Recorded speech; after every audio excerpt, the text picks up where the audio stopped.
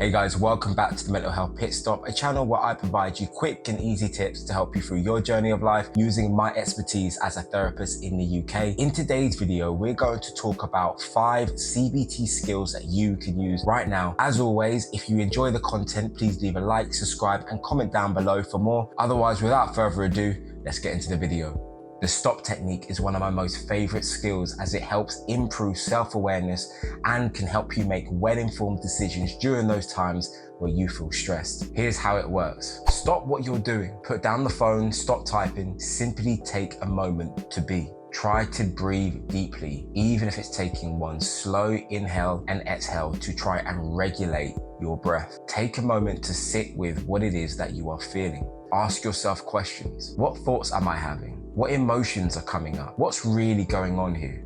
Rather than responding automatically, choose your next step with intention. What's one thing that I can focus on right now that will help me through this situation? Simply take it one step at a time. The great thing about this skill is that it helps interrupt unhelpful thinking patterns, fosters self-awareness, and brings about emotional regulation. This skill can be particularly useful in high stress or emotionally charged situations as it offers a structured way to regain control. The 5-4-3-2-1 is a grounding technique that is great for those who experience anxiety, overwhelm, or dissociation. It can help bring you out of your mind and into the present moment by engaging with your senses. Slowly work through your senses in this order. Name 5 things that you can see, 4 things that you can feel, 3 things that you can hear, 2 things that you can smell, and 1 thing that you can taste. This works because it interrupts your racing thoughts by shifting your mind to the body and its senses, slowing down the body's nervous system and creating a feeling of safety and presence.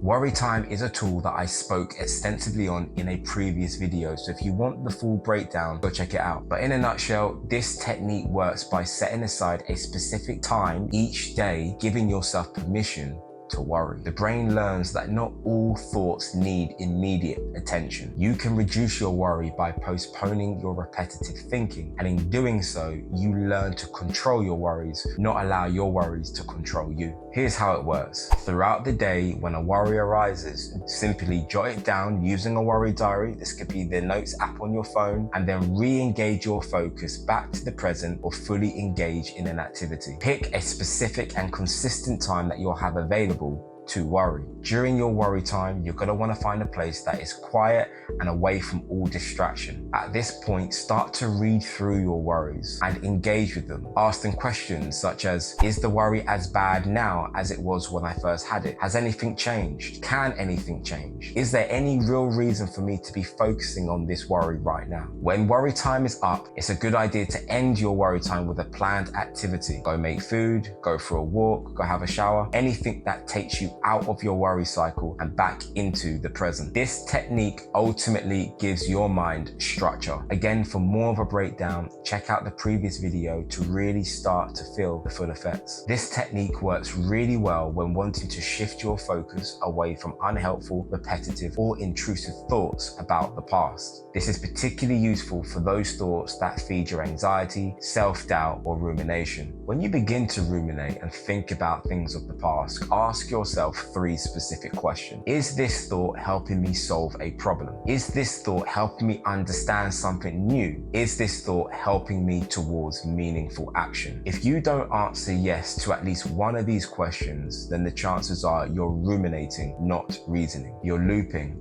not moving. That's your sign to redirect your focus to a grounding technique, engage in a physical activity, or simply redirect your attention to something else. Remember, not all thinking is helpful. Some thoughts are simply noise dressed up as problem solving. If your thinking isn't helping you to understand, solve, or act, then you're probably ruminating. That's your sign to take a step away.